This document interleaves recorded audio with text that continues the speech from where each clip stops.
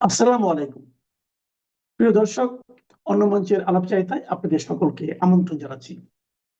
মামুনুল থেকে শুরু করে নজরুল, প্রায় সকল মোল্লা মুন্সি একে অন্যের চেয়ে লুচ্চামিতে এগিয়ে যাচ্ছে। নিশ্চয় আপনাদের মনে আছে 501 মামুনুল হক বন্ধুর বউকে নিয়ে রিসোর্টে গিয়ে ধরা পড়ার পরে তার আপন স্ত্রী আমেনা তৈয়বাকে কি বলেছিল? তুমি আবার মাঝখান দিয়ে অন্য কিছু মনে কইরো না। এখন কোথায় তার সেই বউ আমরা জানি না। নির্বাচনের হলফনামায় সেই বউয়ের নাম আছে না? নেই, আছে শুধু আমেনা তৈয়বা। এইবার আলোচনায় রয়েছেন সাতক্ষীরা 4-এর জামাতে ইসলামের মনোনীত এমপি গাজী নজরুল ইসলাম। গাজী নজরুল ইসলাম তিনি সৎ লোকের শাসন চান, তাই তো রিসোর্টে না গিয়ে, 5 স্টার হোটেলে না গিয়ে একদম সাদামাটা একটি হোটেলে, ভাঙাচোরা একটি হোটেলে সাধারণ এক নারীকে নিয়ে বিশেষ মুহূর্ত পালনকালে ধরা পড়েছেন জনতার হাতে। এইবার ইসলামপন্থীরা উঠে পড়ে লাগলো, না এটি এআই, আমাদের জনপ্রিয় নেতার মানহানি করার উদ্দেশ্যে এই কাজ করা হয়েছে। ফ্যাক্ট চেকিংয়ে জানা গেল যে না, ঘটনা সত্য।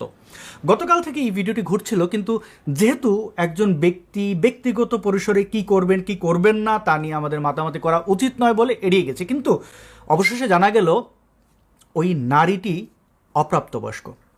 প্রাপ্তবয়স্ক দুজন পুরুষ পুরুষ, নারী নারী, নারী পুরুষ কি করবেন কি করবেন না এটা একান্তই তাদের ব্যক্তিগত বিষয়। আইন এই ঘটনার বিরুদ্ধে যাচ্ছে কিনা সেটা আইন দ্বারা নির্ধারিত হবে। কিন্তু আমরা অনেক সময় মোরাল পুলিশিং করি, কাউকে প্রেম করতে দেখলে, কাউকে পার্কে বসে কথা বলতে দেখলে, বা ব্যক্তিগত পরিসরে হানা দিয়েও আমরা বোঝাতে চাই যে অন্য ব্যক্তিটি কি করবে কি করবে না, ধর্ম কি বলে, রাজনৈতিক আদর্শ কি বলে, সেটা দ্বারা বিবেচনা করি। এখন এই মোল্লা মুন্সিদের বেলায় এই মোল্লা তার নাতির বয়সী এক মেয়েকে বাধ্য করেছে তার সাথে ব্যক্তিগত মুহূর্ত পালন করতে। আসলেই তারা সৎ লোক। চাইলে তো পারতো একজন নায়িকাকে নিয়ে 5 স্টার হোটেলে যেতে, সেটা করেনি। সততা দেখুন। আশেপাশে থাকা বাচ্চা মেয়ে, তারা যদিও বলবে এটি নবীর সুন্নত, আমি সে বিষয়ে যাচ্ছি না, অপ্রাপ্তবয়স্কা এই কিশোরীকে বাধ্য করেছে চাকরি দেওয়ার প্রলোভন দেখিয়ে তার সাথে যৌনকর্ম করতে। এই ভিডিওটা অনেক দীর্ঘ, সেটি আর না দেখাচ্ছি। আরও অন্তরঙ্গ মুহূর্ত আমরা না দেখি, বুঝতে পারছি এখানে কী ঘটেছে। তো এইবার দেখুন তো, এই এই ব্যক্তিটি অর্থাৎ গাজী নজরুল ইসলাম, এই জামাতি নুরানি চেহারা সম্মিলিত নেতা, তার রাজনৈতিক প্রচারণায় টেলিভিশন ইন্টারভিউতে কি বলছে নারী সম্পর্কে? সে বলছে নারীরা ঘরে থাকবে, একান্তই যদি বাইরে যেতে হয় তাহলে একজন গার্ডিয়ান নিয়ে, ওরা মাহারাম মাহারাম মারহাম কি যেন বলে, তো যার সাথে যৌন সঙ্গম করা যাবে না, অর্থাৎ আপন ভাই বাবা এইরকম ব্যক্তিকে নিয়েই বাইরে যেতে হবে। অর্থাৎ নারীরা স্বাবলম্বী নন একা চলাফেরার জন্য। তারা মনে করে একা কোনো নারী চলাফেরা করলে তাদের মতো মোল্লা মুন্সিরা ধর্ষণ করে ফেলবে। তো এই কথা বলা ব্যক্তি আর এক কিশোরীকে নিয়ে ব্যক্তিগত মানে সুন্নত জান্নাতে যাওয়ার টিকিট দিচ্ছে বদ্ধ করে, এবং হানা দেওয়ার পরে ভুল স্বীকার করলো। শুনুন তার রাজনৈতিক বক্তব্যগুলো। এবার দেখুন তার রাজনৈতিক প্রচারণায় তাদের যারা কর্মী, অর্থাৎ জামাত ইসলামের নারীর যে কর্মীরা রয়েছে, তাদেরকে পর্দার আড়ালে বসে কথা বলছে, অর্থাৎ আউটডোরে, বাইরে পর্দাটা নিয়ে অন্য নারীদেরকে দিক নির্দেশনা দিচ্ছে, কারণ ওই নারীদের মুখ দেখা নিষিদ্ধ তাদের ভাষায়। কিন্তু রিসোর্টে হোটেলে ওইটা খুব আরাম। সাতক্ষীরাকে কি সম্মানিতই না করলো। মামুনুল হক করেছিল পুরো তার দলবল মোল্লা মুর্শিদদেরকে, আর এই গাজী নজরুল ইসলাম সাতক্ষীরাকে। কারণ জামাতি আর এক মোল্লা, আর এক এমপি আমির হামজা বলেছিল আল্লাহ যদি কাউকে জান্নাতে দেয় তাহলে প্রথম সাতক্ষীরা থেকে শুরু করবেন। শুনুন সেই আমির হামজার বক্তব্য। এবার বুঝলেন তো কেন আল্লাহ জান্নাত সাতক্ষীরা থেকে শুরু করবেন। এবার চলুন আর এক জামাতি নারী, তার বক্তব্য শুনি। মাহমুদা মিতু সম্ভবত নাম, যদিও তার সমালোচকরা তাকে জামাতের সেবাদাসী বলে থাকেন, কিন্তু এই নারীকে আমি সেবাদাসী বলবো না। তিনি পেশায় একজন সম্ভবত ডক্টর।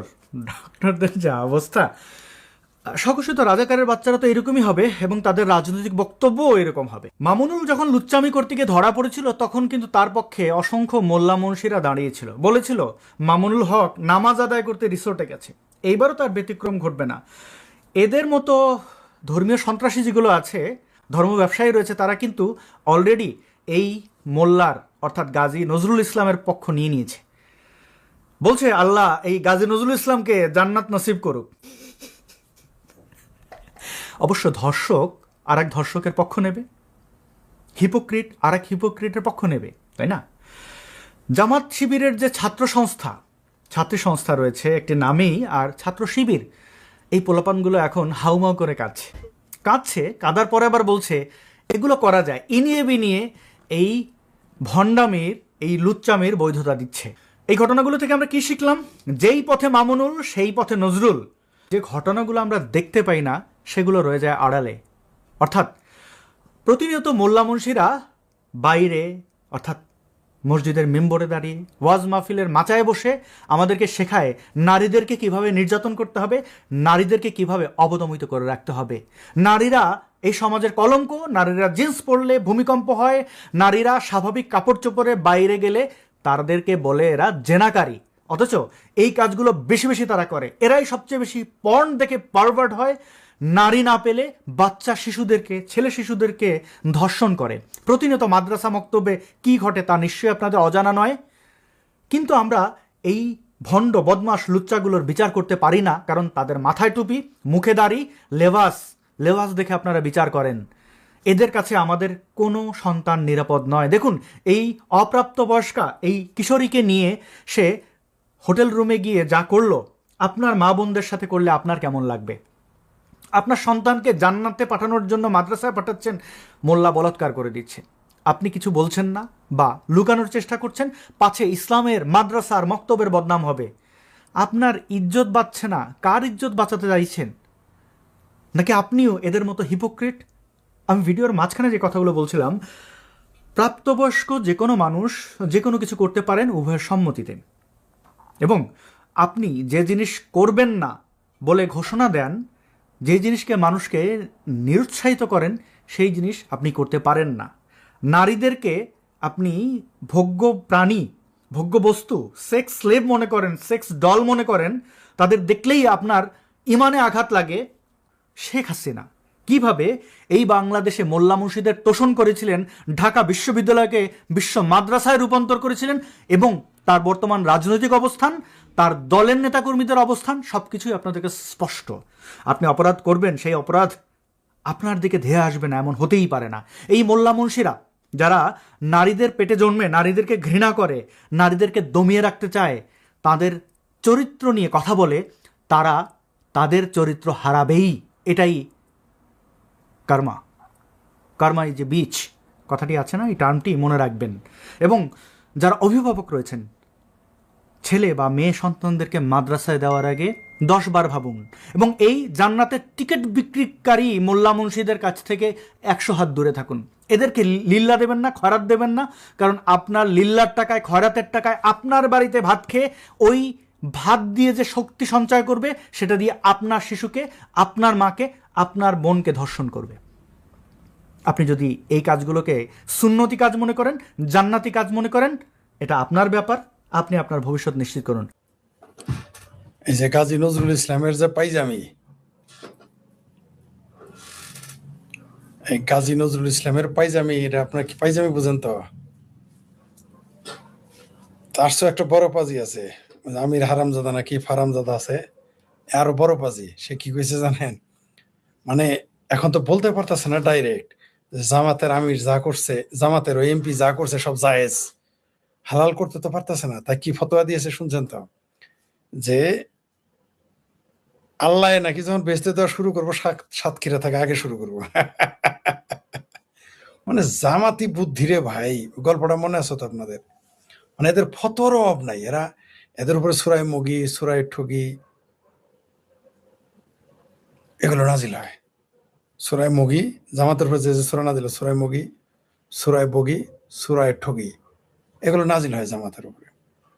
যার জন্যই তারা দেখবেন 2 দিন পরে পরে তাদের আকাম কোকামের ফতোয়ার পক্ষে পক্ষে ফতোয়া নাজিল বানায় ফেলে, ফতোয়া বানাইতে তো দেরি হয় না। এরা কয়দিন পরে দেখবেন বাংলাদেশে যে যে বলৎকার হয় না মাদ্রাসার পক্ষে ফতোয়া তো অলরেডি বানায় ফেলছেন, হলে একটা হয় কেমনি। প্রথমে যখন এটা পুরো ফেসবুক তো গতকাল থেকে এখন পর্যন্ত পুরো জামাতের এই গাজী নজরুল ইসলামের পাইজামি ময় হয়ে গেছে, আমরা দেখলাম। সবচেয়ে আমি কিন্তু প্রথমে এটাকে এআইরই ভাবছিলাম, বিশ্বাস করেন, শুধু জামাতিরা না, মানে আমি ভাবছি ওরা তো বলবে, আমি বলছি যেহেতু জামাতি বট বাহিনী সবার বিরুদ্ধে লাগে এআই দিয়ে, মানে এবার জামাতি বটের বিরুদ্ধে কোনো বট বাহিনী লেগেছিল, আমি ভেবেছিলাম সত্যি কথা যেটা সত্যি। আপনি বিভিন্ন এত সুন্দর একটা ঘটনা নিয়ে আমি কথা বলতাম না, আমিও প্রথম সন্দেহ করেছি যেটা বোধ হয় এআই দিয়ে বানানো, এবং জামাত সেই দাবি করলো। তারপরে কি করলো, তারপরে জামাতের এমপি পাজি নজরুল ইসলাম বলল যে এটা তার জেনুইন, এটা তার দ্বিতীয় বউ। আচ্ছা, দ্বিতীয় বউ 23 সালের ঘটনা 26 সালে বিয়ে হয় কেমনে? একান ঘটনা, মানে এইরকম মিথ্যা জামাত মানে মুনাফেক, মিথ্যাবাদী, আপনাদের আর কত বলবো? আর কি প্রমাণ দিলে আপনারা বিশ্বাস নেই? এরা বাপ জিন্দা থাকলে মেরে ফেলায়। এদের ছাত্র সংগঠনের নেতা যদি কোনো কারোর সাথে লুচ্চামি করে, ধরা পড়ে, প্যাট বানায়, সেটা রেভলিউশন করে, মামলা যখন হয় তখন ঘুমের নাটক করে, পাগলের নাটক করে, আবার তাকে বৈধতা দেওয়ার জন্য বলে সাহাবীরা এবং নবীরা, আরেকজনের বউ দেখলে বলতো তোর বউ আমার দিয়ে দে। এই ফতোয়া শেষে হাজির করলো। এখন এই ফতোয়ার উপরে তার কোনো ফতোয়া নেই, এখন কি হাজির করবে? এখন একটা মুতা বিবাহ হাজির করতে পারে, কিন্তু মুতা বিবাহ যেহেতু সুন্নি ইরান শিয়া ইরানের, তাই এটা তো প্রমোট করতে পারে না। এই মুরুদে তো তাদের কোলাইতেছে না বলতে, নইলে এতক্ষণ দেখতেন যদি এইখানে শিয়ার অধ্যুষিত থাকতো তাহলে দেখতেন ঘন ঘন লম্পট্ট করতো, আর ধরা বলে কইতো যে 3 দিনের বিয়ে করছে, মুতা বিবাহ করতো।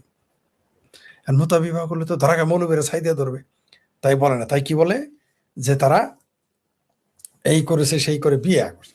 আচ্ছা, যারা বাপ দেখালো মেয়ের, ওরা দেখলে তো মনে হয় আর পোলার চেয়েও ছোট। আমার ধারণা যে কাজী নজরুল ইসলাম আছে না, নাকি কাজী নজরুল ইসলাম সাতক্ষীরার যে এমপি, অনুরোধের আসরের এমপি, এখন বুঝতে পারছেন তো তারা কোন ইসলাম কায়েম করে।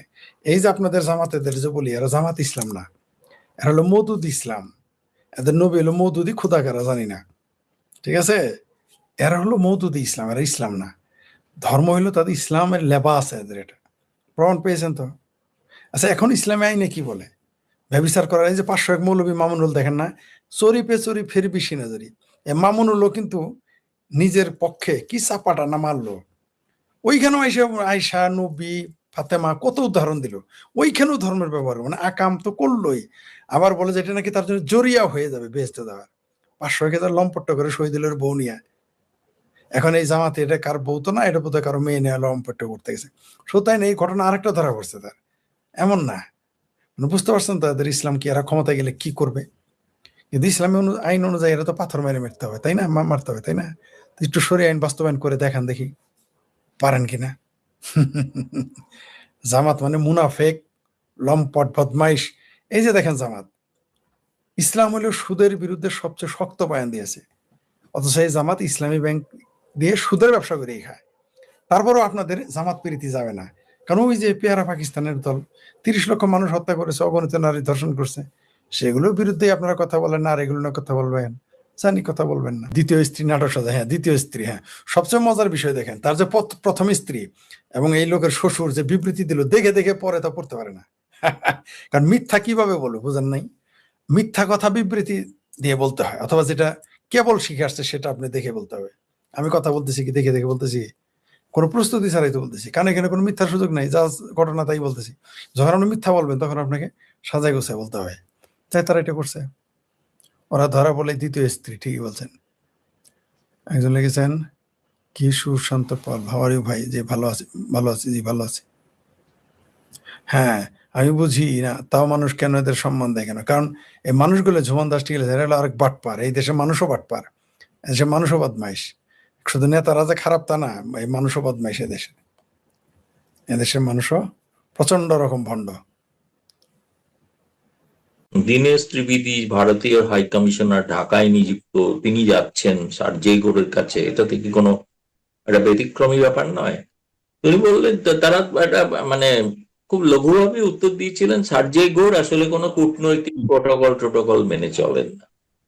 এবং তিনি, তার মনে হয়েছে সেক্ষেত্রে একজন ভারতীয় হাই কমিশনারের সঙ্গে তিনি দেখা করবেন, হয়তো পূর্ব পরিচিতি ছিল কোনো কারণে, সে কারণেই দেখা করতে পারেন। কিন্তু দুজনের মধ্যে যখন দেখা হয়, অবশ্যই বাংলাদেশ একটা আলোচ্য বিষয় হবে, কারণ যেহেতু দীনেশ ত্রিবেদী বাংলাদেশ বিষয়ক দায়িত্বপ্রাপ্ত, তিনি তারপরে ঢাকায় যান।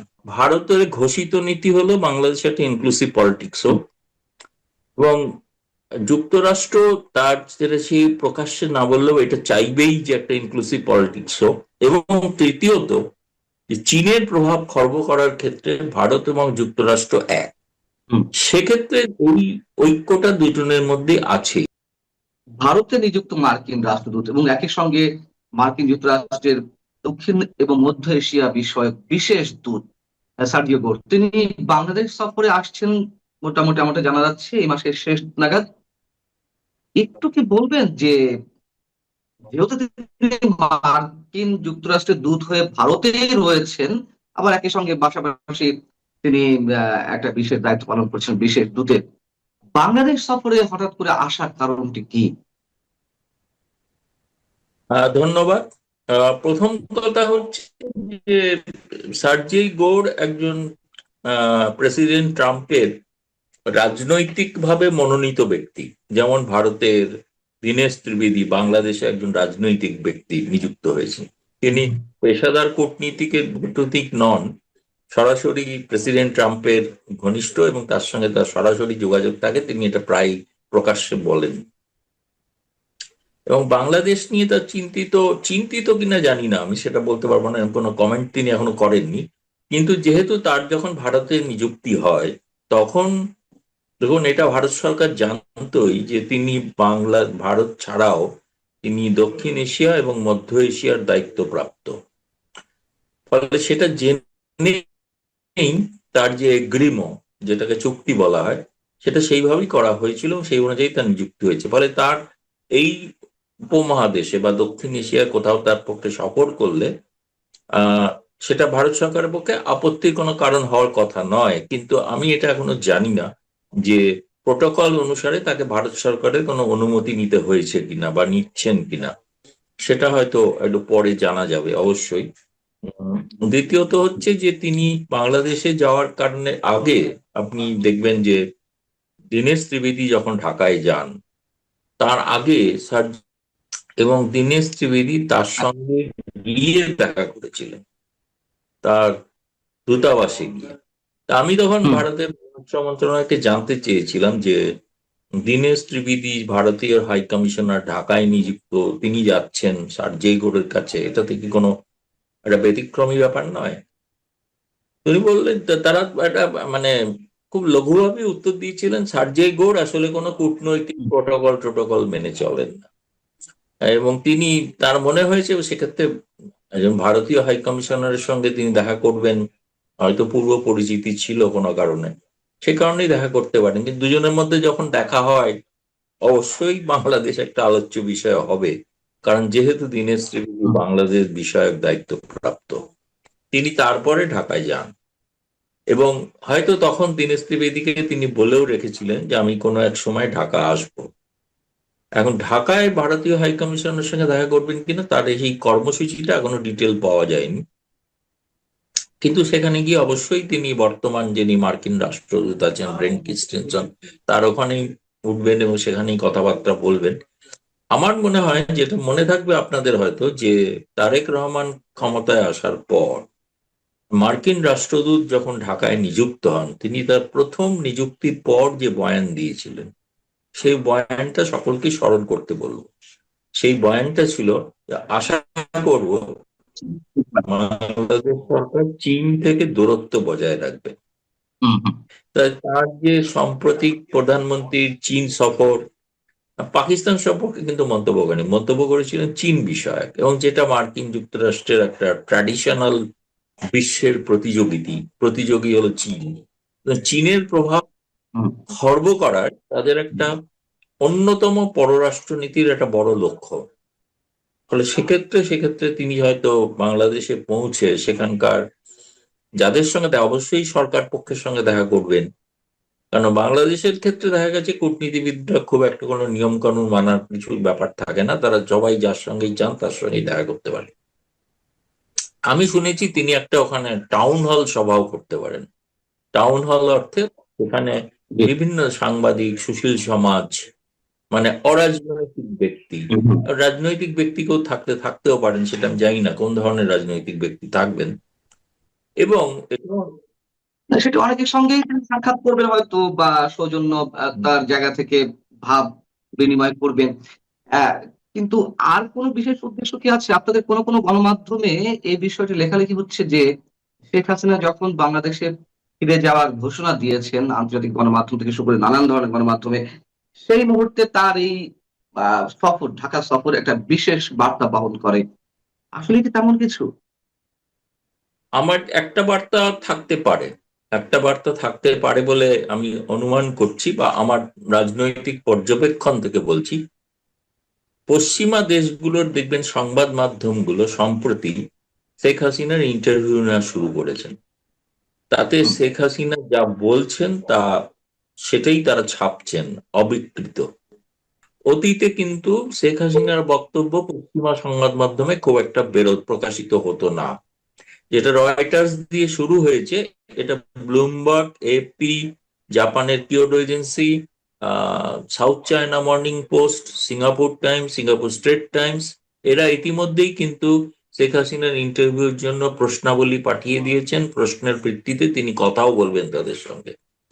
ফলে আমার মনে হয় যে যেটা পশ্চিমী দেশগুলোর ওপর, বিশেষ করে আমেরিকা বা ইউরোপের উপরে একটা মানে নৈতিক চাপ তৈরি হচ্ছে, যে তারা যেহেতু মনে করেন যে গণতান্ত্রিক পরিবেশ যে কোনো জায়গাতেই গণতন্ত্র প্রতিষ্ঠিত হোক, সেই গণতন্ত্র প্রতিষ্ঠার ক্ষেত্রে কোন একটি গণতান্ত্রিক রাজনৈতিক দলকে সম্পূর্ণ গণতান্ত্রিক প্রক্রিয়ার বাইরে রেখে দেওয়া, এটা তাদের পক্ষে বেশি দিন সহ্য করা বা বলা যেতে পারে তাদের পক্ষে একটু অসুবিধা হতে পারে, কারণ তাদের নিজ দেশেও প্রশ্ন উঠতে পারে। ধরুন আমেরিকার ক্ষেত্রে একটা সুবিধা আছে, যে ডেমোক্রেটরা খুব একটা প্রশ্ন করবে না, কারণ ডেমোক্রেটরা চেয়েছিলই যে শেখ হাসিনার ডেমোক্রেটরা বরাবরই আওয়ামী লীগের বিরোধী, তারা প্রফেসর ইউনূসের পক্ষে। বিভিন্ন তাদের সম্পর্ক ইত্যাদি আমরা সকলেই জানি, সেটা নতুন করে আর বলার কিছু নেই। ইউনূস তাদের দ্বারাই প্রজেক্টেড ছিলেন। পরবর্তীকালে নির্বাচনের মাধ্যমে তারেক রহমান সরকার আসার পরেও ডেমোক্রেটরা তারপরেও কিন্তু তারেক রহমান সরকারের সঙ্গে সহযোগিতা রাখার কথাই বলে এসছেন। ভিন্ন রিপাবলিকানরা তারা মনে করে তাদের দেশের গণতান্ত্রিক, বিশেষ করে তাদের আভ্যন্তরীণ রাজনীতিতে ডেমোক্রেটদের সঙ্গে একটা প্রতিযোগিতা আছে। আগামী দিনে সেনেট নির্বাচন আসন্ন, এবং তারা জানেন প্রকাশ্যে তারা সমালোচনা করেছিলেন হিলারি ক্লিন্টনকে, এবং সেই সময় পশ্চিমা সংবাদ মাধ্যম নিউ ইয়র্ক টাইমস বা আরো অনেকে প্রকাশ্যে ইউনূস তার ক্লিন্টন ফাউন্ডেশনকে যেভাবে অর্থ দিতেন সেগুলো প্রকাশিত হয়েছিল, যেগুলো নিয়ে প্রচুর বিতর্ক হয়েছিল। সেই বিতর্কগুলোর মুখে এখন কিন্তু আবার ফলে আমেরিকাকে দেখাতে হবে তারা প্রকৃত একটা গণতন্ত্রের জন্যই তারা সবসময় প্রতিশ্রুতিবদ্ধ, এবং তারা চান একটা ইনক্লুসিভ পলিটিক্স যেন সব জায়গাতেই হয়। আমি যেটা বলতে চাইছিলাম যে ফলে এই সফরেতে এটা দেখার বিষয় আছে যে সেইভাবে সার্জেই গড় তিনি কিভাবে বাংলাদেশের রাজনৈতিক বা সমাজের বিভিন্ন স্তরের মানুষ, বা সেখানে তারা তো জানেন যে আওয়ামী লীগ নিষিদ্ধ দল এবং তাদের শাখা সংগঠনগুলো নিষিদ্ধ, ফলে তাদেরকে আবার রাজনীতির ময়দানে ফিরিয়ে আনা এবং সেক্ষেত্রে একটা চাপ তৈরি করা, সেটা করবেন কিনা আমি এবার নিশ্চিত নই।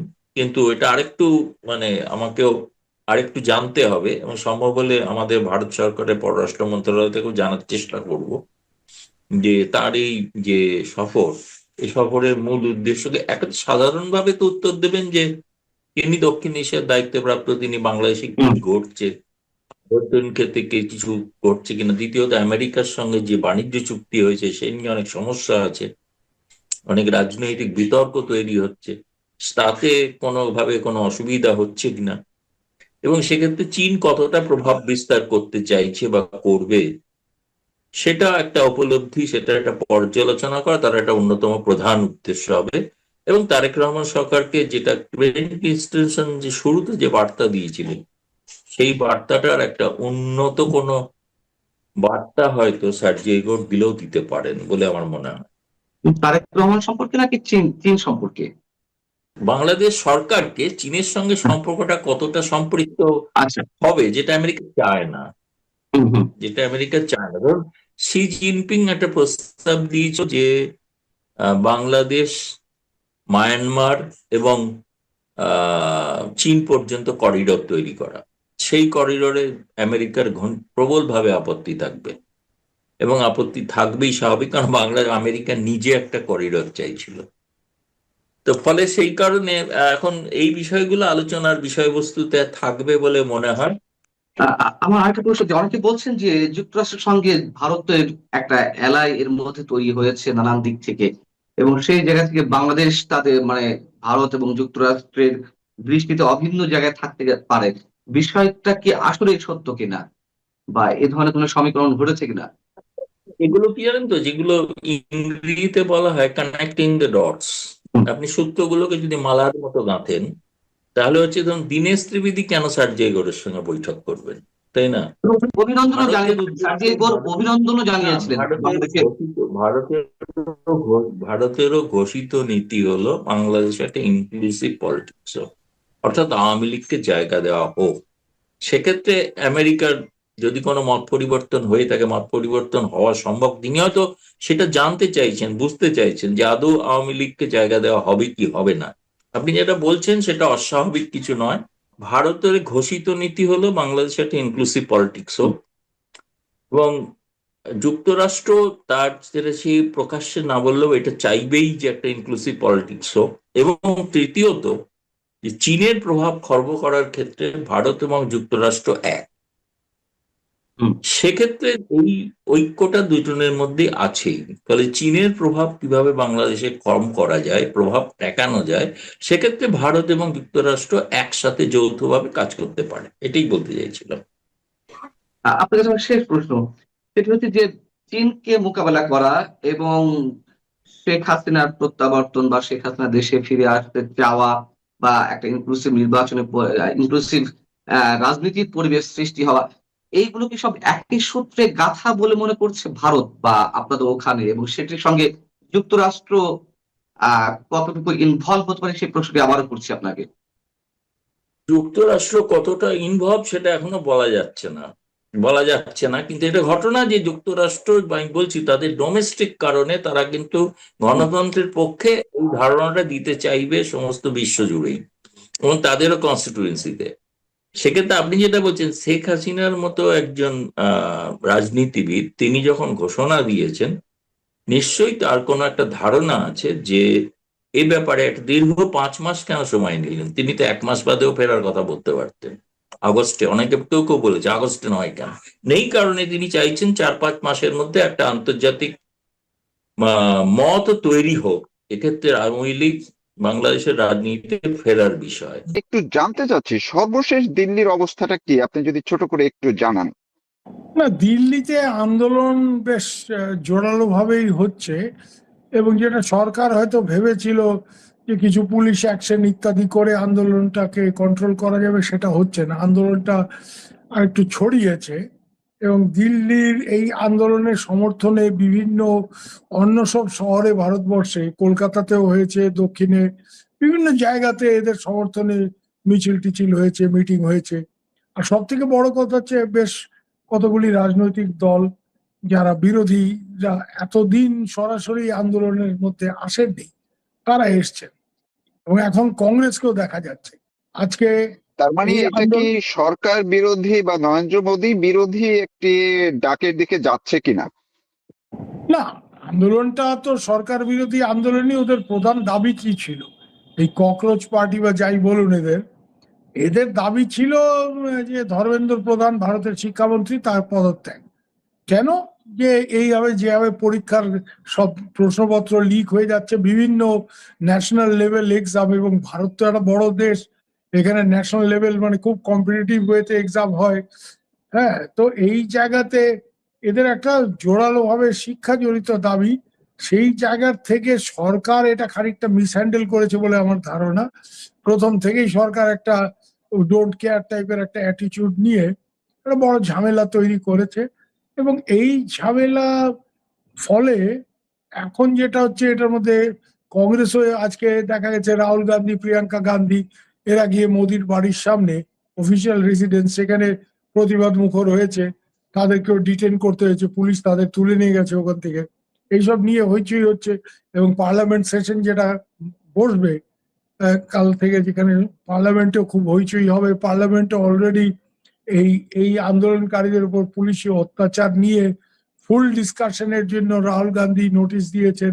সেটা যদি অ্যাকসেপ্ট না হয় তাহলেও গন্ডগোল হবে, অ্যাকসেপ্ট হলেও গন্ডগোল হবে পার্লামেন্টও। মানে পার্লামেন্টে, সংসদের ভেতর উত্তাল, বাইরে উত্তাল, দিল্লির রাজপথ উত্তাল, এবং অনেক দিন পর এই ধরনের একটা আন্দোলন অন্তত বিজেপির শাসনকালে, মানে বিজেপির বলতে বিজেপির আগের শাসনকাল না, 2014-তে নরেন্দ্র মোদী প্রধানমন্ত্রী হয়ে বিজেপি যখন ক্ষমতায় আসে, তারপর থেকে এই গত 12 বছরে এত জোরালো গণ আন্দোলন এটা দেখা যায়নি, এটা বলা যেতেই পারে। এবং এটার ব্যাপ্তি শুধুমাত্র সারা দিল্লিতে ঘটেছে তাই নয়, এটা অন্যান্য রাজ্য এগুলির প্রভাব দেখা যাচ্ছে, এবং সবখানেই অপেক্ষাকৃত তরুণ যারা জেন জি বা জেন জেড যাই বলেন, তারা এই আন্দোলনে ব্যাপকভাবে এসছে। কিন্তু আজকে কিন্তু আন্দোলনে শুধুমাত্র যে তরুণরা রয়েছে, এতদিন তরুণরাই ছিল, এবং আন্দোলনের নেতৃত্ব দিচ্ছিল সোনাম ওয়াংচুক। উনি ক্লাইমেট অ্যাক্টিভিস্ট, পরিবেশবিদ। ওনাকে ফোর্স ফিট করার একটা ব্যাপার চেষ্টা করেছে সরকার, ওনাকে পারেননি। উনি এখনো তার ভুক হরতাল বা এই আন্দোলন চালিয়ে যাচ্ছেন, উনি কিছু খাবেন না। হ্যাঁ, তো মানে অনশন, আমরা যেটাকে বলি যে হ্যাঁ, অনশনে অনশন তিনি অনশন অনশন তার অনশন। মানে বলা যায় যে এক ধরনের আসলে এই নরেন্দ্র মোদী সরকারের বিরুদ্ধে সর্বাত্মক একটা আন্দোলনের চেহারা ফুটে উঠেছে। তো এই আলোচনায় এখন যদি আমরা একটু যেতে চাই যে বাংলাদেশের যারা উদ্দীপ্ত হচ্ছেন, উৎসাহিত হচ্ছেন, আনন্দিত হচ্ছেন, তো সরকার ভারতে আন্দোলন যেই পর্যায়ে যাক, যাই হোক পরিণতি যাই হোক, শেখ হাসিনার উপরে এর প্রভাবটা কি পড়তে পারে? কিচ্ছু হবে না। তার প্রধান কারণ বাংলাদেশে এই অতি উৎসাহী, আমি কি বলবো, এদের চতুষ্পদ বলবো, এরা যেটা বুঝতে পারে না যে ভারতে যেই দেখুন, ককরোচ পার্টি তো কাল পরশু সরকারে চলে আসবে না, ওদের আন্দোলনকে কাজে লাগিয়ে ধরে নিচ্ছি নরেন্দ্র মোদী সরকারের পতন হলো, তাহলে ভারতে একটা নতুন নির্বাচন হবে। আর সেটা যদি না হয়, সরকার পতনের পর এখানে তো আর বাংলাদেশের মতো আরবি এসে ইন্টারিম গভর্নমেন্ট বানাবে না। আমাদের এখানে আলহাজ ওয়াকারুজ্জামানের মতো মহান জেনারেলরা নেই। Indian army is a non political institution, তারা এসবের মধ্যে জড়াবে না।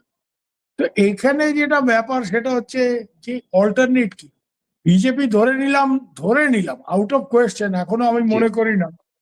হ্যাঁ, হয়তো এক আধজন মন্ত্রীকে রিজাইন করে, কারণ এরা কিন্তু বিজেপি সরকারের পতন দাবি করেনি, এখন কেউ করেনি। এরা প্রথমে শিক্ষামন্ত্রীর পদত্যাগ দাবি করেছিল, এখন যেহেতু অত্যাচার হয়েছে, পুলিশের মারধর হয়েছে, এর জন্য এর দায়িত্ব নিয়ে প্রধানমন্ত্রী পদত্যাগ দাবি করছে। বিজেপি আরএসএস যে টাইপের অর্গানাইজেশনের দরকার হলে একজন মন্ত্রীকে স্যাক্রিফাইস করে দেবে। ওরা ধর্মেন্দ্র প্রধানকে যদি বেশি চাপটা বেড়ে যায় করে দিয়ে বলবে ঠিক আছে ভাই, আর আমরা অলরেডি বিজেপি যেটা বলেছে বা নরেন্দ্র মোদীও যেটা বলেছে যে আমরা প্রথম থেকে এই পরীক্ষার প্রশ্ন ফাঁস হয়েছে, আমরা এই ব্যাপারটাকে সিরিয়াসলি নিয়েছি, আমরা নতুন করে রি এক্সামিনেশনের ব্যবস্থা করেছি, পুনরায় পরীক্ষার ব্যবস্থা করেছি, এবং সেই পরীক্ষাগুলো সঠিকভাবে সংগঠিত হয়েছে, সেখানে কিছু হয়নি। একটা ওয়ান অফ ঘটনা, এটাকে নিয়ে এত বড় হইচই করার কোনো কারণ নেই। কিন্তু তারপরেও যদি এর জন্য এক একজন মন্ত্রীকে সরে দাঁড়াতে হয়, সরে দাঁড়াবে। ইন্ডিয়ান ডেমোক্রেসির সব থেকে বড় অ্যাডভান্টেজ কোথায় জানেন? ডাইভার্সিটি। অ্যান্ড সব থেকে বড় কথা হচ্ছে যে ইন্ডিয়াতে একটা ওয়ার্কিং ডেমোক্রেসি থাকাতে এবং ডাইভার্সিটি থাকাতে, 2D ডাইভার্সিটির ফলে কি হয়, যে দিল্লি যখন খুব উত্তাল, তখন আপনি দেখবেন ভারতের অন্য জায়গায় এটার তো কোনো প্রভাবই পড়ছে না। এবার জেনজির মধ্যে একটু প্রভাব অনেক জায়গাতেই পড়েছে, কিন্তু এই ধরনের ব্যাপক আন্দোলন তো ভারতের অন্য কোনো শহরে আমরা এখন অব্দি দেখিনি। এটা একটা বড় ব্যাপার। ভারত বাংলাদেশের মতো এমন একটা দেশ নয় যেখানে রাজপথ দখল করে নিলে, ঢাকার রাজপথ দখল করে নিলে, চিটাগাংয়ের রাজপথ দখল করে নিলে সরকার পড়ে যাবে। তাছাড়া সরকার তো আর ওইভাবে পড়ে না, এখানে আর্মি টার্মি অন্য অনেক ব্যাপার ছিল, যে তার মধ্যে আমি যাচ্ছি না। আর ভারতবর্ষের সব থেকে বড় কথা হচ্ছে সব পলিটিক্যাল পার্টির কাছে তো শেখ হাসিনা অত্যন্ত গ্রহণযোগ্য। এই যে রাহুল বলেন, প্রিয়াঙ্কা বলেন, শেখ হাসিনাকে আন্টি বলে, মাসিজি বলে, এরকম সম্পর্ক, আরো বেশি সম্পর্ক। বিজেপির সাথে শেখ হাসিনার সম্পর্কটা তো পরে হয়েছে, কংগ্রেসের সাথে এবং গান্ধী পরিবারের সাথে শেখ পরিবারের সম্পর্ক তো ব্যক্তিগত সম্পর্ক, বহু আগের সম্পর্ক। এরা যদি কেউ মনে করে থাকে যে নরেন্দ্র মোদীর পতন হয়ে গেল, ধরে নিলাম নরেন্দ্র মোদীর পতন হয়ে গেল, অত সোজা না, ধরে নিলাম যারা ওখানে বসে লাফাচ্ছে ঢাকাতে, হ্যাঁ, যে নরেন্দ্র মোদীর পতন হয়ে গেল, ভালো কথা, পতন হয়ে গেল। তো তারপরে ধরে নিলাম যে তার জায়গায় বিজেপিরও পতন হয়ে গেল। এরা কিন্তু বিজেপি সরকারের পতন চায়নি। আর ধরে নিলাম বিজেপিরও পতন হয়ে গেল, ধরে নিলাম যে প্রধান বিরোধী দল ককরোচ পার্টি তো আর এখানে ক্ষমতায় আসবে না, সেটা তাদের উদ্দেশ্য না। তারা এখন অব্দি যা দেখা গেছে, তারা নির্বাচন ওইসবে যুক্ত হতে চায় না। তারা জেন জি তরুণদের দাবি নিয়ে আন্দোলনে। না, কিন্তু বাংলাদেশেও তো আমরা 5ই আগস্টের পরে সেটা মনে করছিলাম না, কিন্তু বাংলাদেশে তো দেখা গেল রীতিমতো তারাই একটা সরকার গঠন করে ফেললো, ডক্টর ইউনূসকে এনে বসিয়ে দিল। ভারতে কি তেমন কোনো সুযোগ নাই? দেখুন, ডক্টর ইউনূসকে এনে তারা বসিয়ে দিল, ভারতে এরকম সুযোগ নেই। ভারতে ইন্টারিম গভর্নমেন্টের কোনো হিস্ট্রি নেই। ভারতে যদি কোনো কারণে ধরে নিলাম ওয়ার্স কামস টু ওয়ার্স, যে বিজেপি গভর্নমেন্টকে এত পাওয়ারফুল মুভমেন্ট যে বিজেপি গভর্নমেন্টকে পদত্যাগ করতে, আরে বিজেপির এই যে ককরোচ পার্টির আন্দোলন, এটা 70-এর দশকে আমরা ছাত্র অবস্থায়, কি আমি তখন জাস্ট ইয়েতে ঢুকেছি, চাকরিতে, মানে এরকম সময়ে এই যে জয়প্রকাশের আন্দোলন, টোটাল রেভলিউশন, ব্যাপকভাবে সারা দেশে আন্দোলন, যেই আন্দোলনের চাপে পড়ে শেষ পর্যন্ত ইন্দিরা গান্ধীকে ইমার্জেন্সি ডিক্লেয়ার করতে হলো, এবং ইমার্জেন্সি ডিক্লেয়ার করে ইন্দিরা গান্ধী ফাইনালি নির্বাচন দিলেন। সেই নির্বাচনে কংগ্রেসের পরাজয় হলো, Indira Gandhi out of power গেলেন। কিন্তু সেই প্রক্রিয়া প্রায় 2 বছর।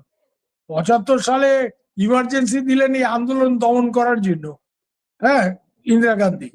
সেটা উনি, এই আন্দোলন তারপরে চললো, ইমার্জেন্সির মধ্যেও চললো, এবং ইমার্জেন্সির পরে উনি যখন আবার গণতান্ত্রিক প্রক্রিয়া ফিরিয়ে আনার জন্য নির্বাচনে গেলেন, ওনার পরাজয় হলো। তো ভারতে ধরে নিলাম এরকম কিছু একটা এখন ঘটবে। 1 নম্বর হচ্ছে এটা কাল পরশু হয়ে যাবে না। হ্যাঁ, এটা বাংলাদেশের মতো এক জেনারেল সাহেব এসে 2 জনকে ডেকে, 2 হুজুরকে ডেকে সরকার বানিয়ে দিল। আর আরেক হুজুর, মানে নোবেল লরিয়েট হুজুর, উনি প্যারিসে বসেছিলেন, হ্যাঁ, ওনার ফ্রেঞ্চ গার্লফ্রেন্ডদের নিয়ে বসে চিজ কেক টেক খাচ্ছিলেন, ওখান থেকে ওনাকে ডেকে আনা হলো। তো এসে উনি সরকার করে দিলেন। বাংলাদেশের মতো তো ভারত না, ভারতের একটা গণতান্ত্রিক প্রাতিষ্ঠানিক গ্রুপ আছে, হ্যাঁ, এইভাবে আর্মি 1-11 করে দিল, কি এইবার যেটা 5ই আগস্ট করলো, এগুলি ভারতবর্ষের সম্ভব না। এখানে আর্মি তো সেটা করবেই না, এখানকার কেউই সেটা করবে না, কারণ এখানে আর্মি টার্মি এগুলি পলিটিক্স থেকে ডিস্টেন্স রাখে। এখানে যেটা হবে যে বড় জোর একটা ব্যাপক, ধরে নিলাম যে ওই টোটাল রেভলিউশনের মতো আন্দোলন, প্রথম তো যে আন্দোলনটাকে ব্যাপকভাবে সারা দেশে ছড়াতে হবে, যেটা জয়প্রকাশের সেই আন্দোলন টোটাল রেভলিউশন, হ্যাঁ, জি। যেটাকে বলা হতো। তো ওইরকম আন্দোলন এখনো হওয়ার সম্ভাবনা কতটা কি, এইসব নিয়ে জল্পনা কল্পনা চলছে, এখনো সেরকম কোনো ইঙ্গিত দেখা যায়। ধরে নিচ্ছি worse comes to worse, BJP government পতন হয়ে গেল, রাষ্ট্রপতি কি করবে? রাষ্ট্রপতি তখন প্রেসিডেন্টস রুল দেবে দেশে 356 কনস্টিটিউশনে, এবং ইলেকশন কমিশনকে ডেকে আর্লিয়েস্ট পসিবল ডেটে ইলেকশন অ্যানাউন্স করবে। তো ধরে নিলাম সেই ইলেকশনও হলো। এই ইলেকশন হওয়ার পরে ধরে নিলাম বিজেপি হেরে গেল, ব্যাপকভাবে হেরে গেল, ধরে নিচ্ছে কংগ্রেস জিতে গেল। হ্যাঁ, কংগ্রেসই তো জিতবে, ককরোচ টকরোচ এরা তো আর ইলেকশন করবে কি করবে না সেই সব, এরা ইলেকশন করে জিতবেও না। ভারতে এইসব ব্যাপারে খুব পরিষ্কার, এখানে এই আন্দোলনের সুযোগ নিলে অপোজিশন নেবে, কংগ্রেস এককভাবে না হোক, অ্যালায়েন্স করে বিজেপি। এই কংগ্রেসের নেতৃত্বে যদি এখানে কোনো সরকার আসে, তারা তো শেখ হাসিনাকে আরো ফেরত দেওয়ার কোনো প্রশ্নই ওঠে না, শেখ হাসিনাকে দেশ ছাড়ার, মানে শেখ হাসিনার ব্যাপারে মানে বিজেপির যা পলিসি, তার থেকে বেশি ফ্রেন্ডলি পলিসি হবে কংগ্রেস গভর্নমেন্টে আসলে। কংগ্রেস গভর্নমেন্টে আপনার মনে আছে 2008-9 সালে প্রণব মুখার্জি যখন ডিফেন্স মিনিস্টার, মনমোহন সিং প্রধানমন্ত্রী, কিভাবে 1-11 এর পরে মইনু আহমেদকে একরকম চাপ দিয়েই বাংলাদেশে নির্বাচন করতে একরকম মানে রাজি করিয়েছিলেন। প্রণব মুখার্জি সেখানে বিরাট ভূমিকা ছিল, যেটা রাগ ঢাক করেননি। প্রণব মুখার্জি তার বই কোয়ালিশন ইয়ার্সে লিখেছেন। তো কংগ্রেস আসলে যে একেবারে মানে নরেন্দ্র মোদী চলে গেলে শেখ হাসিনা জলে পড়ে যাবে, একেবারেই ভুল কথা। বাংলাদেশের যে চতুষ্পদরা, যারা এগুলি বোঝে না, যারা লাফাচ্ছে, এমনও তো শুনছি যে ইউনুস নাকি টাকা পয়সা দিয়ে দিল্লিতে আন্দোলন করাচ্ছে, মানে বিরাট ব্যাপার। আরে বাবা, হ্যাঁ। তো যে বাংলাদেশে এই এই এই রোজই আমরা প্রসঙ্গে আমি শুনি। একটু আপনাকে যুক্ত করতেই চাই। সেটি হচ্ছে যে আমরা গত রাত্রে দেখলাম এই যে নাসিরুদ্দিন পাটোয়ারি, যে ডক্টর ইউনূসের অন্যতম একজন সিফারিশালের, সেই স্ট্যাটাস দিয়ে দিল্লির আন্দোলনের সঙ্গে সংহতি প্রকাশ করেছেন, একাত্মতা প্রকাশ করেছেন। এবং কেউ কেউ বলছেন যে আজকে সকালে আমি একটা লাইভ করেছি যে গতকাল রাত্রে একটা বৈঠক হয়েছে, সেই বৈঠকে তারা কোনো না কোনো ভাবে কেউ না কেউ তাদের প্রতিনিধি, তারা বর্ডার ক্রস করে কিংবা মেডিকেল ট্রিটমেন্টের উসিলায়, যে কোনো উসিলায় তারা দিল্লির আন্দোলনে কেউ না কেউ সক্রিয় একটা টিম অংশ নিতে চায়, এরকম একটা সিদ্ধান্তও তারা নিয়েছে। জি, আপনি যদি এটার সঙ্গে যুক্ত করে কিছু বলেন। আচ্ছা, একটা জিনিস আপনি আমাকে বলুন তো, ওরা তো এত সব করেছে, হ্যাঁ, অন্যান্য জি ভারতবর্ষের বিভিন্ন জায়গায় ভারতে যারা আন্দোলন করছে, অভিজিৎ দীপকে, হ্যাঁ, এই ককরোচ পার্টির যিনি প্রধান, উনি আমেরিকাতে পড়াশোনা করতেন, ওখান থেকে এসছে দেখে ভারতে অলরেডি এটা নিয়ে বিজেপি ব্যাপক প্রচার, তাদের যন্ত্র, তারা অলরেডি হইচই করছে যে বিদেশি শক্তি এর মধ্যে আছে ইত্যাদি। এখানে যদি এখন বাংলাদেশের এই সব, বিশেষ করে এই নাসিরুদ্দিন টাইপের লোকজন, এরা ক্ষমতা, প্রথম তো এরা ভিসা টিসা পাবে না, দেশে ঢুকলে অ্যারেস্ট হবে, হ্যাঁ, ভিসা দেবে না এদের, এটা আমি লিখে দিতে পারি আপনাকে। আর ভিসা ছাড়া ভারতে ঢুকলে যদি অ্যারেস্ট হয়, তো কত বছর জেল টেল খাটবে, হ্যাঁ, কারণ ভারতে এদের তো জামাই আদর কেউ করবে না, বুঝতেই পারছেন। আর তখন যাদের আন্দোলনে যুক্ত হওয়ার জন্য বা যাদের সাথে সহমর্মিতা প্রকাশ করার জন্য এরা লাফাচ্ছে, তারা এদের পেছনে থাকবে, তারা এদেরকে ওয়েলকাম করবে? আমার তো মনে হয় না করবে, কোনো অবস্থায় করবে না, কোনো অবস্থায় করবে না। এটা একেবারেই ভারতের ভেতরের ব্যাপার। এর মধ্যে এরা অতি উৎসাহ নিয়ে যদি জড়াবার চেষ্টা করে, বরং বিজেপির সুবিধা হবে। ये ये बोलबे, এই देखो बांग्लादेश में जो लोग ये मूवमेंट करके बहन जी को गिरा दिया, वो बदमाश लोग अभी इधर में मूवमेंट कर रहे हैं, तो इसके पीछे এই আমেরিকার টাকা আছে। তাহলে তো এদের মানে কস্ট আরো ড্যামেজ হয়ে যাবে। এই জন্য এরা অত বোকা না। এই আপনার বাংলাদেশের চতুষ্পদদের থেকে এদের একটু বুদ্ধি শুদ্ধি বেশি, তো এরা এদের সাথে যুক্ত টুক্ত হবে না। আর দিল্লিতে বাংলাদেশ নিয়ে হুইজ বদার্ড, আপনি বলুন তো মশাই। পাকিস্তান একটা কিছু করলে একটা সিকিউরিটি থ্রেট লোকে লাভ দিত, বাংলাদেশ আচ্ছা ওদের। বাংলাদেশ ইস্যু হয় দিল্লিতে একমাত্র একটা কারণে, বহেঞ্জ।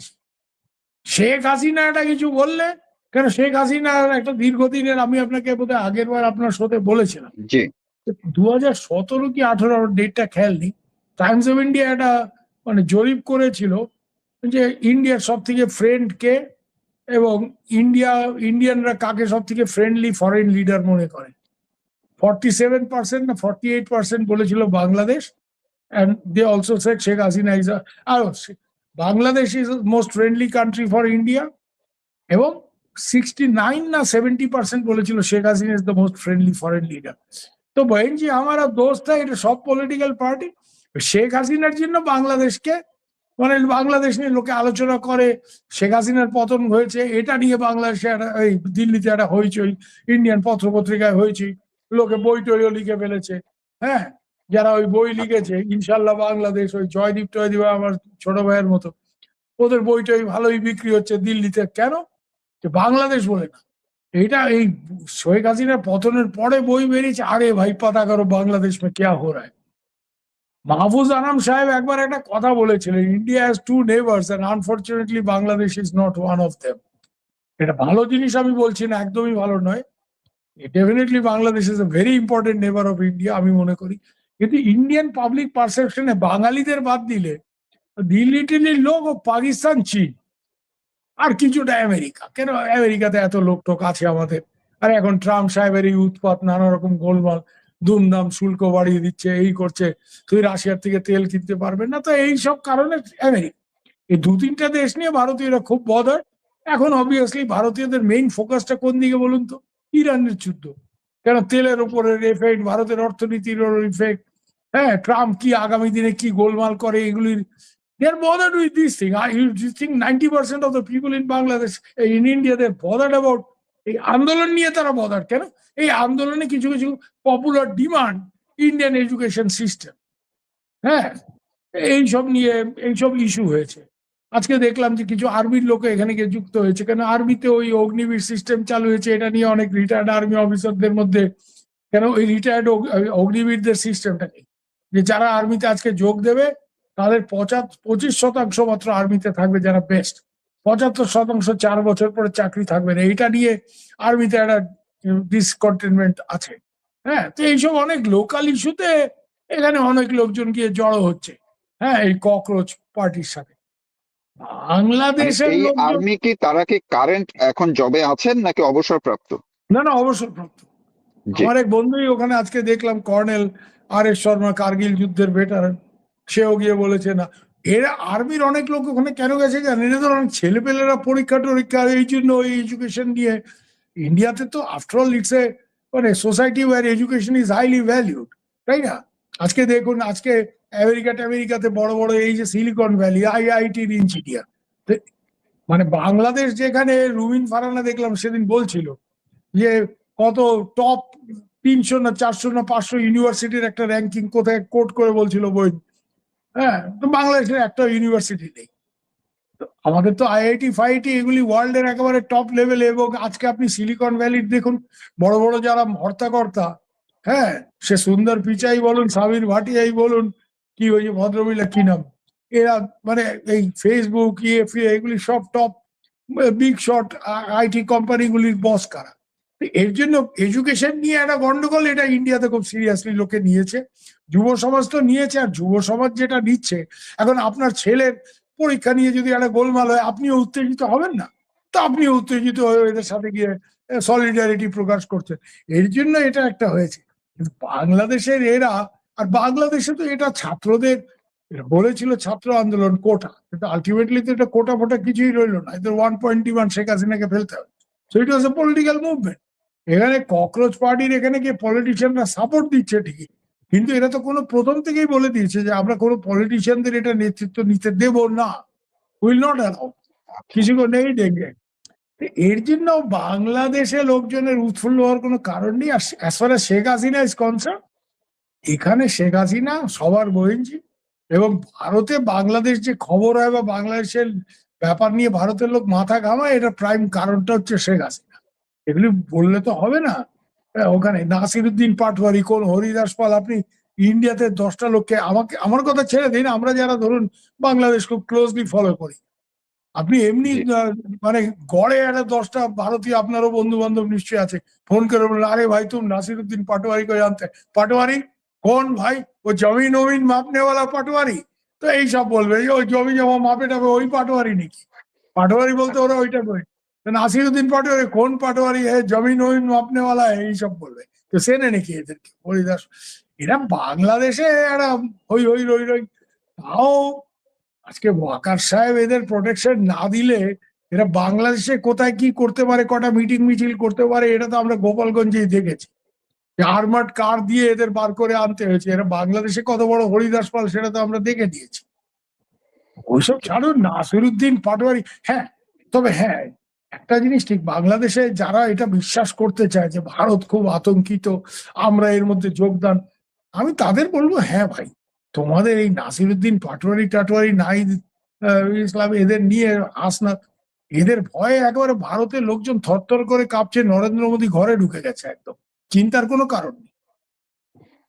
তার মানে আপনি যে কথাটি একদম ক্লিয়ার কাট বললেন যে ভারতে যেই পরিস্থিতি হোক না কেন, যত উত্তাল হোক, রাজনৈতিক ওলটপালট পরিবর্তন যাই হোক, শেখ হাসিনার এর উপরে এর কোনো নেতিবাচক কোনো প্রভাব পড়ছে না। আপনি শেখ তেমনটাই হাসিনার উপরে বলছেন। তো পড়বেই না। আর আরেকটা কথা আমি আপনাকে বলে রাখি, শেখ হাসিনাকে ইকুয়ালি ফ্রেন্ডলি ট্রিটমেন্ট সে অন্য দলগুলি থেকে পাবে, সে যেই আসুক পাওয়ারে। 1 নম্বর। 2 নম্বর হচ্ছে যে শেখ হাসিনা এখন এই দেশে ফেরার ব্যাপারটা নিয়ে হুজুগটা তুলেছেন। যদি ভারতেও ওই সময় খুব গোলমাল থাকে, তাহলে সব মিলিয়ে একটা ইয়ে। কিন্তু ভারতে ধরুন একটা ব্যাপার তো ঠিক, ইন্ডিয়াতে ultimately bureaucracy is very strong. হ্যাঁ, bureaucracy is very strong and they will hold their ground. তো ওরা যেটা ডিসিশন নেওয়ার বাংলাদেশের ব্যাপারে, ফরেন মিনিস্ট্রি যেটা নেবে, আমাদের সিকিউরিটি কাউন্সিল যেটা নেবে, সেটা ওরা আলোচনা করবে এবং politicians will go with it. তাই জন্য একেবারে ভারতে গোলমাল হলে একটা ব্যাপার ঠিক, শেখ হাসিনা তো বলেছে আমি ডিসেম্বরে ফিরবো, বহুত দূরে। আমি এদের শুধু একটা কথাই বলবো, ভাই तुम लोग दिल्ली का लाडू जो खाया वो भी पछता है, जो नहीं खाया वो भी पछता है। তো দিল্লি লাড্ডু খাওয়ার স্বপ্ন দেখো না, খুব পস্তাবে, বুঝতে পেরেছো? আর এমনি বাংলাদেশের উপরে ওভারঅল আমরা যদি শেখ হাসিনার বিষয়টি বাদ দিয়েও বাংলাদেশের উপরে এই আন্দোলনের বা ভারতের সরকারের অস্থিরতার এই বিষয়ের এইটার কোনো প্রভাব পড়বে কিনা খুব ছোট করে একটু বললে আমরা শেষ করব। না, ভারতে আমি যেটা আপনাকে বললাম যে ধরে নিন এই আন্দোলন খুব ছড়িয়ে পড়লো, ওই জয়প্রকাশের আন্দোলনের মতো ছড়িয়ে পড়লো, এবং ছড়াতে ছড়াতে এটা 4-5 মাসে একটা ব্যাপক আকার ধারণ করলো। তখন একটা যে ভারতে এরকম একটা তুমুল আন্দোলন চলছে, সেই জায়গাতে শেখ হাসিনা দেশে ফিরবে তার লোকজন নিয়ে, একটা গোলযোগ আমি বলবো না, কিন্তু একটা জটিলতা দেখা দেবে সাময়িকভাবে, কিন্তু সেটা তখন ব্যুরোক্রেসি ফেস করবে। আর এখানে আরেকটা ব্যাপার ভারত পরিষ্কার, সেটা হচ্ছে ভারত এটা পরিষ্কার একটা ব্যাপারে যে ওই শেখ হাসিনাকে বন্দি করে দেশে ফেরাতে হবে অমুক তমুক, ওগুলি ইন্ডিয়া করবে না, ইন্ডিয়া ওনাকে এক্সট্রাডাইট করবে। তোমরা এখানে তোমার প্রাইম মিনিস্টারকে রেখে গেছিলে, তোমরা নিরাপত্তা দিতে পারোনি তোমার আর্মি, এখন তোমরা ফেরত নিয়ে যাবে। তো ওইভাবে যদি নেয় তাহলে তো ভারতে যতই গন্ডগোল হোক, শেখ হাসিনা যে চাইছে শেখ হাসিনা চলে যাবেন, ওনাকে আমাদের লোকজন যারা বলবে ঠিক আছে বাহিনী জানা চারে যায়গে, সেটা উনি চলে যাবেন। কিন্তু ভারত এই প্রত্যর্পণ চুক্তি অনুযায়ী ফেরত পাঠাতে হবে। এটা তো আমার মনে হচ্ছে বাংলাদেশ সরকার, যারা শেখ হাসিনা ফিরে আসলে মানে সমস্যা হতে পারে, তাদের রাতের ঘুম নষ্ট হচ্ছে, তারা ইচ্ছে করে এই জটিলতাগুলি সৃষ্টি করছে যাতে শেখ হাসিনা ফেরার পথটা জটিল হয়ে যায়, সহজ না হয়। তো ভারত এই শর্তে শেখ হাসিনাকে মারুফ ভাই ফেরত পাঠাবে না, will not extradite her, will send her back, simple as that. এমনি বাংলাদেশের যদি ভারতে এখন বেশি আরো উত্তাল পরিস্থিতি তৈরি হয়, ভারতে বর্তমান সরকার, বাংলাদেশের বর্তমান সরকার, বিএনপি সরকার বা আর্থ সামাজিক বা নিরাপত্তা জনিত অন্য কোনো, শেখ হাসিনার প্রসঙ্গ বাদ দিয়ে অন্য কোনো প্রভাব পড়ার সম্ভাবনা আছে কিনা? আমার মনে হচ্ছে না। মানে এই আন্দোলন একটা গন্ডগোল, এগুলি যদি আপনার পূর্ব ভারতে উত্তর পূর্ব ভারতে হয়, তার একটা বাংলাদেশের উপর ডাইরেক্টলি প্রভাব পড়তে পারে, কেন সীমান্তের কাছে হচ্ছে, কেন এই ধরনের গোলমাল থেকে যদি একটা কোনো কিছু কমিউনাল টার্ন নেয় অমুক তমুক ওপারে একটা। দিল্লি বহুত দূর হ্যাঁ, দিল্লিতে কি হচ্ছে এটার বাংলাদেশে যেমন কোনো প্রভাব পড়বে না, আবার বাংলাদেশে এই মহাপ্রভুরা যে লম্ফজম্প দিচ্ছেন, এটার কোনো প্রভাব দিল্লিতে পড়বে বলে আমার মনে হয় না। একটা কথাই মনে করিয়ে দেবো, দিল্লি বহুত দূর হ্যাঁ ভাই, হিনস দিল্লি দূরে আস, মোগল এক বাদশা বলেছিলেন। তো আমি দিল্লি বহুত দূর হ্যাঁ, তো এখানে ঢাকাতে বসে তোমরা একটু ঢাকা নিয়ে চিন্তা করো, দিল্লি না ঢাকা, তো ঢাকা ঢাকা, তো ঢাকা নিয়ে একটু নিজেদের চিন্তা করো তোমাদের কি অবস্থা হবে টবে, শেখ হাসিনা আসলে কি হয় না হয়, তোমরা এটা নিয়ে চিন্তা করো। দিল্লিতে কি হচ্ছে, ওই আমরা কি জানি একটা বলে না, আমার বাপ বলতো তো, সে নিজের খায় আরেক বেটার এখানে পাকা ধানে মই দিতে যাও, ওই পাকা ধানে মই টই দেওয়ার কথা ভুলে যেতে বলুন এদের। অনেক ধন্যবাদ আপনাকে। দর্শক, আপনারা পরিষ্কার করেই শুনলেন, ভারতের প্রখ্যাত সাংবাদিক সুবীর ভৌমিক বললেন যে ভারতের যে পরিস্থিতি, রাজনৈতিক পরিস্থিতি আসলে বা এই আন্দোলনের পরিস্থিতি গত 2-3 দিনে একটা জটিল রূপ নিচ্ছে। কিন্তু যাই হোক, পরিস্থিতি যতই খারাপ হোক, যতই পরিবর্তন আসুক না আসুক, সেটি শেখ হাসিনার উপরে প্রথমত প্রভাব পড়বে না, এবং বাংলাদেশের উপরেও তেমন একটা প্রভাব পড়ছে না, যদি না এটি একদম বাংলাদেশ সীমান্তবর্তী এলাকায় তুমুল কোন আন্দোলন রূপ না নেয়। সবাই ভালো থাকুন, সুস্থ থাকুন, নিরাপদে থাকুন, এবং খেয়াল রাখুন যে কথাটি সুবীর ভৌমিক বললেন, যে যারা বাংলাদেশে বসে ঢাকা না দিল্লি স্লোগান দিচ্ছেন এবং ঢাকা ঢাকা বলছেন, তাদেরকে ঢাকা নিয়েই থাকতে বললেন, চিন্তা করতে বললেন। দিল্লির চিন্তা করে তাদের ঘুম নষ্ট করার দরকার নাই। আপনারা তো নিশ্চয়ই শুনেছেন যে হাদির যে বউ, ওই যে জুলাই মুর্দা নাকি জিন্দা শহীদ হাদির, সেই হাদির বউ কিন্তু লন্ডন চলে যেতেছে। কেন?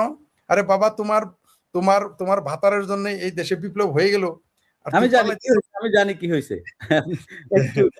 এখন প্রিয় দর্শক ক্ষমা করবেন, তো ওই যে আপনি যেখানে আছেন সেখানে ওই গেঞ্জিরাই হচ্ছে গিয়ে সরকার পরিবর্তন করছে, যার ফলে এই ঘটনা কিন্তু এই কেপি শাহ ওলি থাকাকালীন কিন্তু এই ঘটনা আমি দেখি নাই, আমি বলতে বাধ্য হচ্ছি। জি জি, এখন এখন শুনেন, তাইলে আপনি দেখেন একটা জিনিস আপনি দেখেন যে বাংলাদেশে মৌলবীরা এখন ভাতে মরতেছে, তাহলে ব্যবসায়ীদের অবস্থা কি? মৌলবীরা ভাতে মরতেছে মানে কিন্তু এই যে মৌলবীরা ভাতে মরে মানেই কিন্তু পাবলিকের পকেটে টাকা নাই। কারণ আপনি যে 50টা টাকা যে একটা মাদ্রাসার ছাত্রকে দিবেন, 50টা টাকা দিলে আপনি তো কামাই থাকতে হবে 200 টাকা। রিক্সাওয়ালারে আপনি বোনাস দিবেন 20টা। আরো ভালো কথা, আসল কথাই ভুলে গেছি, রিক্সাওয়ালাদের এখন মানুষ না, রিক্সায় চড়ে না মানুষ, নাই রিক্সাওয়ালাদের জিজ্ঞেস করছি কামাই নাই কেন, ঢাকা শহরে মানুষ নাই, কয় আছে, ভাই পকেটে টাকা থাকা লাগবো তো, 70 টাকা দিয়ে যে রিক্সা, 50 টাকা নিচ্ছে তো রিক্সা ভাড়া নাই, কামাই থাকা লাগবো তো। ঢাকা শহরে আপনি তাইলে ভাই আমার একটা কথা বলেন, একটা প্রশ্নের জবাব।